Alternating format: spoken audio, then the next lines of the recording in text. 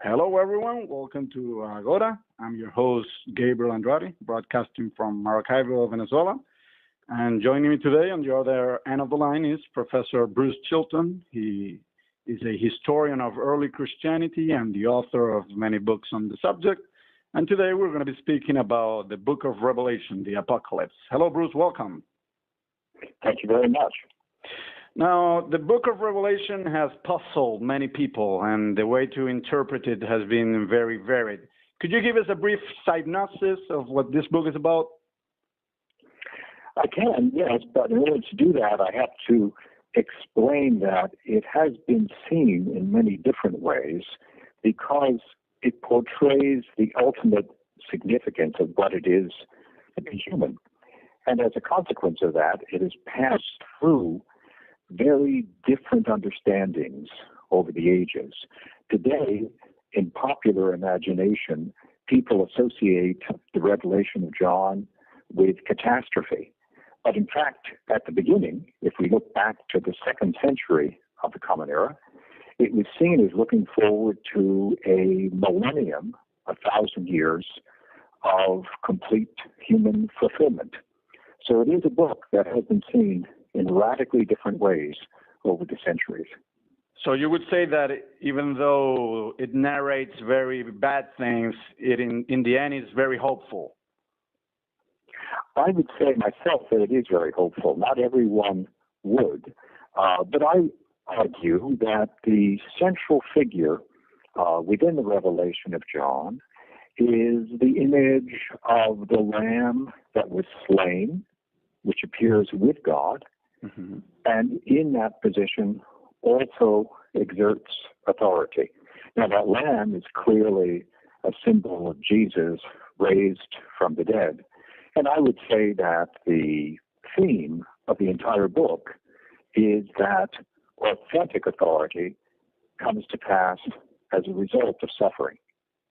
Right. So, but this also has some political undertakings because, many interpreters have said that it's directed against Roman power. And in a sense, it's a word of hope for Christians that are suffering persecution. So I suppose we must take in account the context of the 1st century that, Christians are undergoing persecution. And this is, let's say, a word of hope for those Christians in saying that, you shall prevail, so hold on a little bit longer. That's exactly right. I think it calls attention to why it's important to place the revelation of John in its historical context, in the time when it was written, not in the time in which we happen to live. One of the ways in which violence has been endorsed by the church has been to claim that a particular figure in the apocalypse is actually our enemies. This happened in his preface to the Revelation of John that Martin Luther wrote in 1530. That was the place where you had one of the beasts of the apocalypse of chapter 13 associated with the Pope. And as a result of that, you had a Protestant tradition of literally hundreds of years, which is not over yet, that sees the papacy as being symbolized by this anti-Christian figure in the apocalypse. When we permit ourselves to read the Revelation without any kind of historical context, we can indulge in that kind of projection on our enemies. Right, and this is a game that fundamentalists love to play even today, right? There are all those novels about Left Behind and that famous book by Hal Lindsey, The Late Planet Earth, where they try to... The Late Great Planet Earth, that's right. I love it. That book first came out in 1970. The Earth kept turning, and so it keeps needing new editions. And that's been a characteristic of interpretation of the apocalypse specifically, and I emphasize this in my book, Visions of the Apocalypse, specifically in the modern period. That is, it's the modern period which has given us the apocalypse as being a prediction of disaster.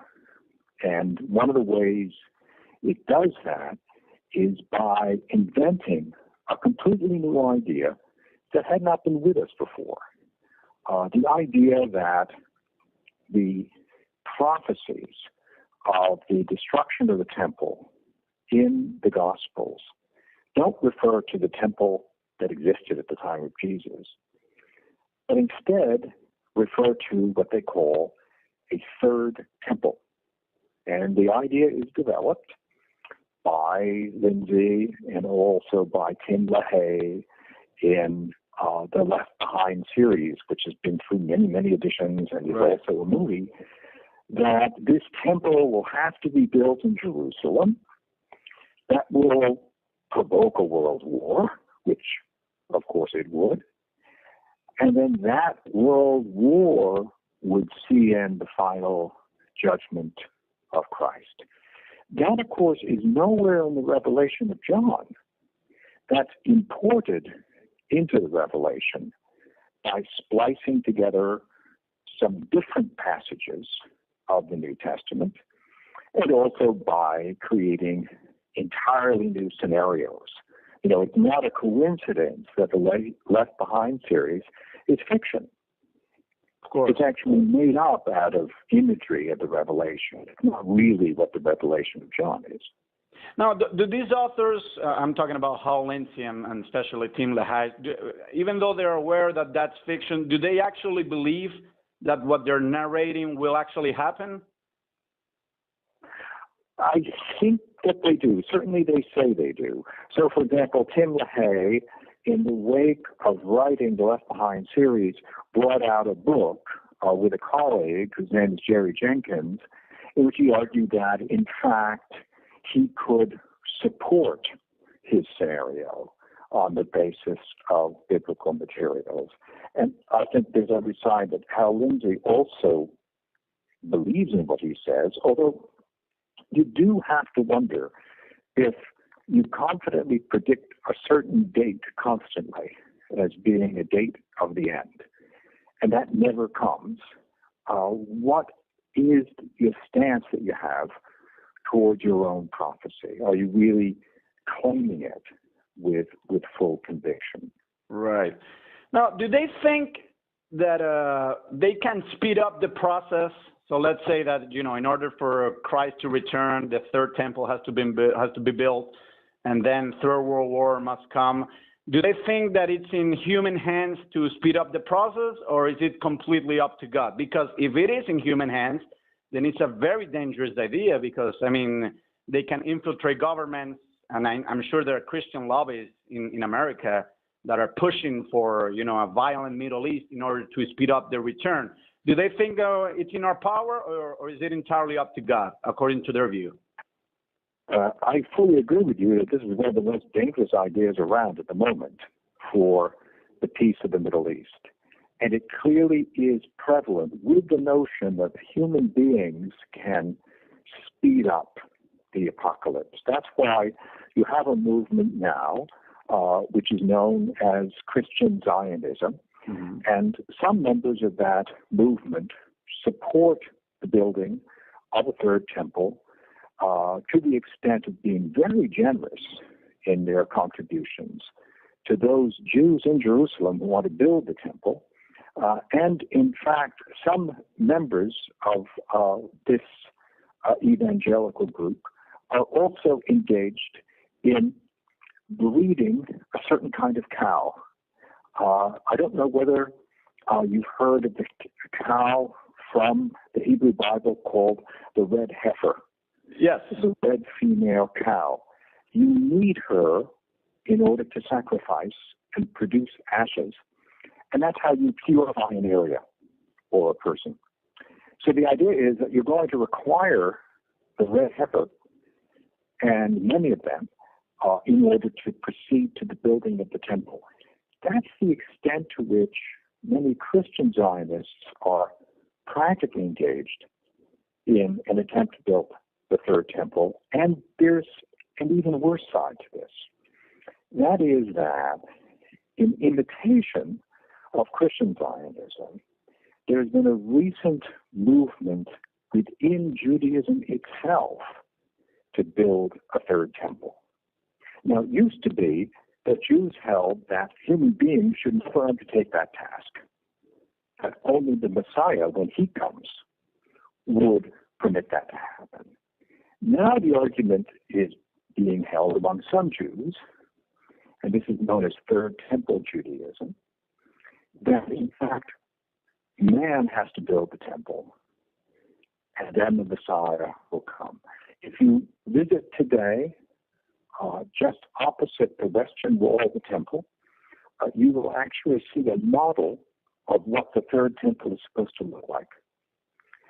And there are those in Jerusalem who are busy building the necessary implements of the temple. Right. It is an extraordinary development. We have never seen anything like it since the 2nd century of the Common Era.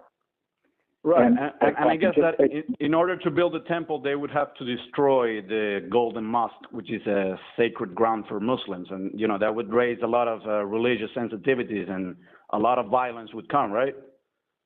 Exactly. They would first have to detonate the Dome of the Rock and the Al-Aqsa Mosque.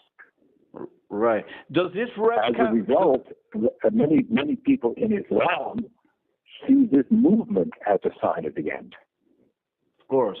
In other words, they join in an apocalyptic scenario. Right.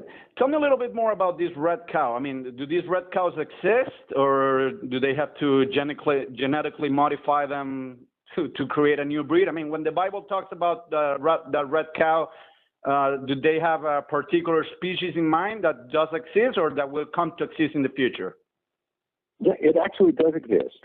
All the time that the temple in Jerusalem was working, that is, until the year 70 of the Common Era, when the Romans destroyed it, they had to have a place where they could produce the ashes of the red cow, which you mix with water, and could then be used for purification. And they also developed an entire diagnosis by which you could decide, how many hairs for a given square measurement should count as being the red cow. But they do exist, and you can get them by ordinary crossbreeding, which is the case right now, and presumably was the case in antiquity, because they already knew about crossbreeding at that time. Right. I want to go back to Zionism real quick, because the foundation of the State of Israel, gave a lot of hope for apocalypse, for the end of the world to come. How did they interpret the creation of the State of Israel back in 1948?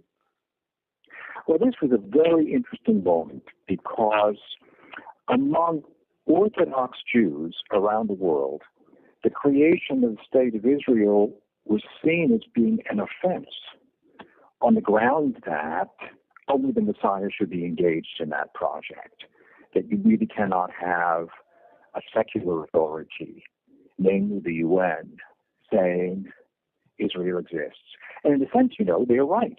What exists on the authority of the UN is not the promised people Israel. What exists really is a secular state. That's the limit of the authority of the United Nations.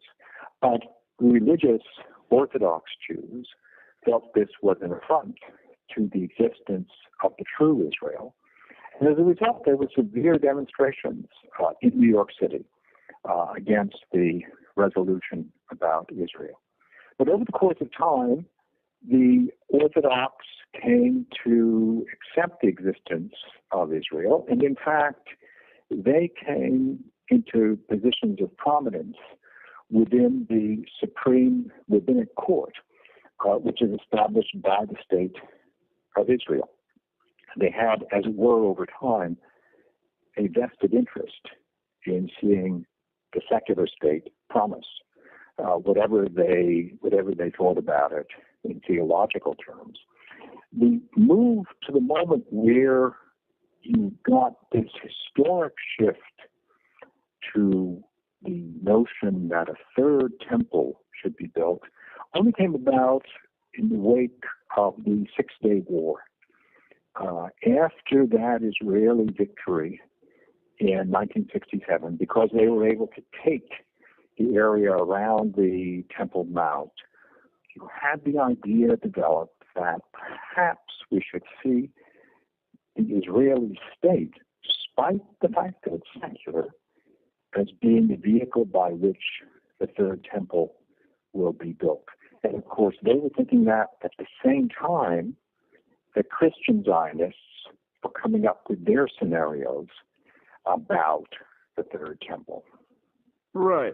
So it was a terrible confluence of ideas and events. Of course. In all these apocalyptic fantasies of the contemporary world, I'm not talking about first century, but rather 21st century, how does Russia come in? Because during the Cold War, there was this idea that Russia was actually Gog and Magog, which are described in a very obscure reference in the book of Revelation. And maybe it even goes back to the book of Ezekiel, mentioning Gog and Magog as some enemy coming from the north. But in the Cold War interpretation of fundamentalists, they used to argue that, that's a reference to Russia. And somehow Russia would be on the side of evil. Now, Russia being a communist country, one can understand how fundamentalists can make that association. But now that it's back again a Christian country, and with the Orthodox Church being very influential in Putin's Russia, how does Russia come into all of this? Well, the fall of the Soviet Union and the emergence now of the Russian Federation has, in fact, caused confusion because this idea that somehow Russia was Gog and Magog goes back really quite a long way, relatively speaking, within the modern period. It goes back to the 19th century because the figure of Gog and Magog in the Revelation of John and Ezekiel, where it also appears, as you rightly say, is rather obscure.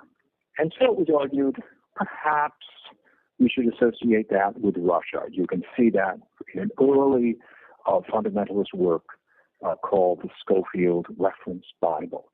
But then when it became a communist threat, with the fall of the Tsar, the rise of the Soviet Union, this was, if I may put it this way, God's gift to fundamentalists. Because then you can be in direct opposition to them.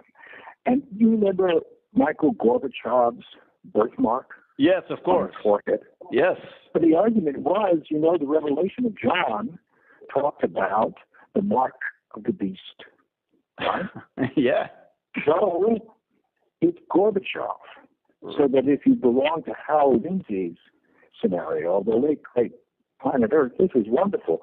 The only thing was the Soviet Union fell and nothing apparently happened. And so one of the elements I looked into when I was writing on the Revelation is what then do people who think along these lines do?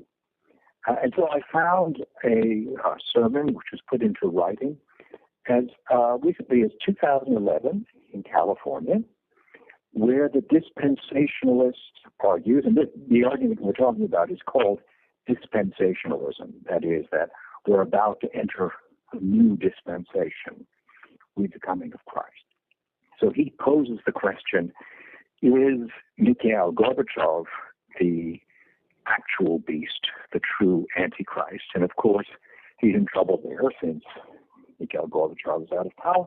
So then we have the shift, and he says, others have recently suggested that President Barack Hussein Obama is the Antichrist.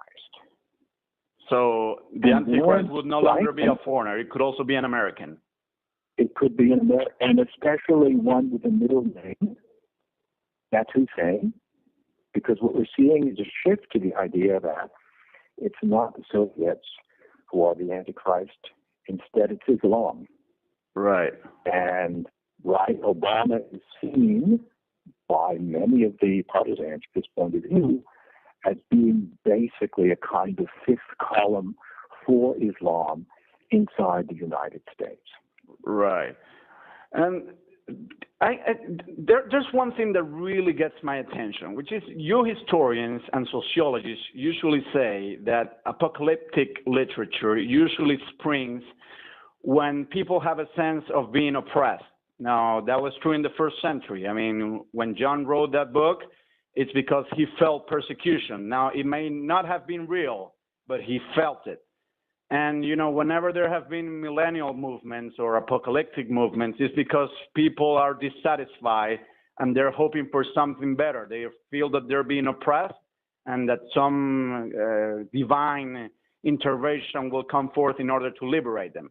Now, what really boggles my mind as a citizen of Venezuela, of the third world, is how do American fundamentalists feel oppressed? I mean, when they have a very high standard of living, they don't have to go to breadlines as I do every day.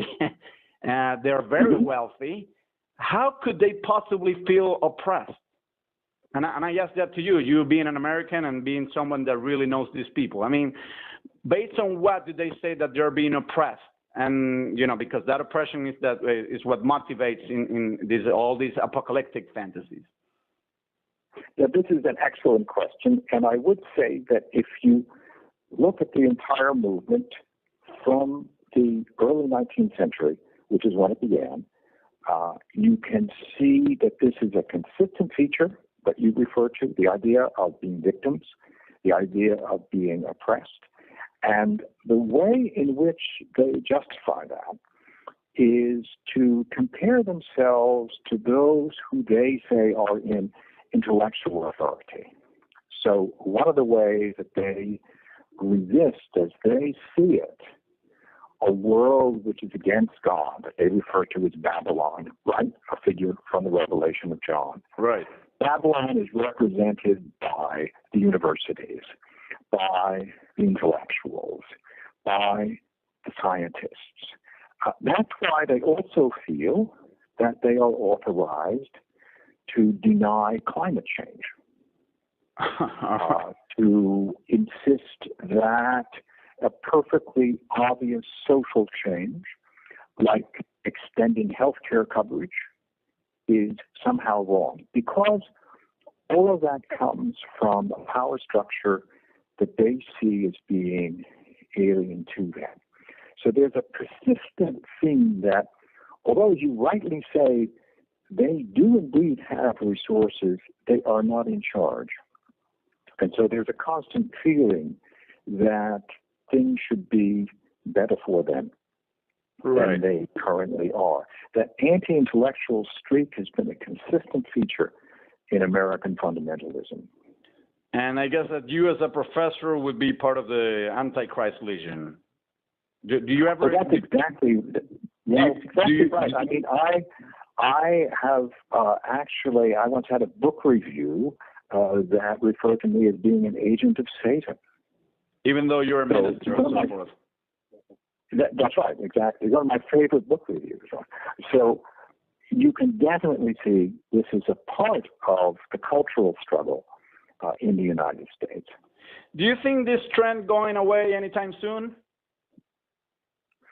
I don't see it going away anytime soon, but I think that it has now been engaged. That is that there are many people within movements that are evangelical, dispensationalist, and fundamentalist who are beginning to question the way in which their own rhetoric has led them. They can understand that the kind of situation that this point of view supports in the Middle East is simply unacceptable.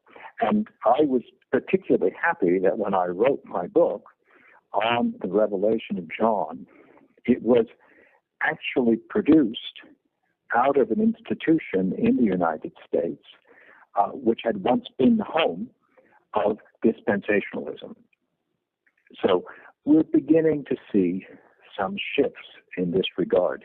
But I don't believe it will occur because it simply disappears. I think what we really do need to see is an active engagement over the question, what does this text mean? What does text like it mean? And what are the parameters of a truly responsible interpretation? What limits are there on just seizing a text and insisting that you alone have the meaning of it? Of course. Well, my original intent was to speak about the book of Revelation itself and, whoever wrote it, what did he have in mind? We went on another direction, but I think it has been a most fruitful conversation. So I will probably call you again in order to speak strictly about the book. Sounds good?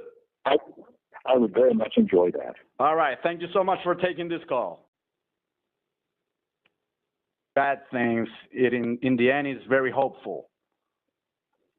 I would say myself that it is very hopeful. Not everyone would, but I argue that the central figure within the revelation of John is the image of the Lamb that was slain, which appears with God, and in that position also exerts authority. Now, that Lamb is clearly a symbol of Jesus raised from the dead. And I would say that the theme of the entire book is that authentic authority comes to pass as a result of suffering. Right. So, but this also has some political undertakings.